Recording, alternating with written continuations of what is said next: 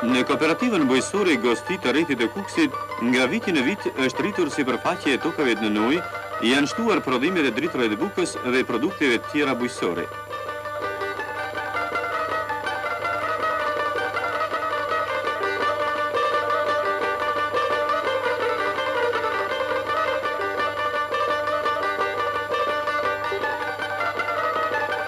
Këtë vit, një rëndësi e veçantë ju dha mbjelljes së perimeve për furnizimin e kooperativistëve gjatë sinës së verës dhe për t'i konservuar për në dimër.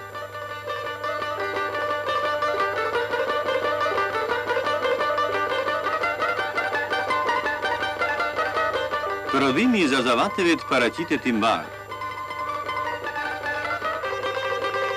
Iniciativa për mbjelljen e zarzavateve për furnizimin e familjeve të fshatare është një hap i rëndësishëm në drejtim të përmirësimit gjithmonë më mirë të jetesës në fshat.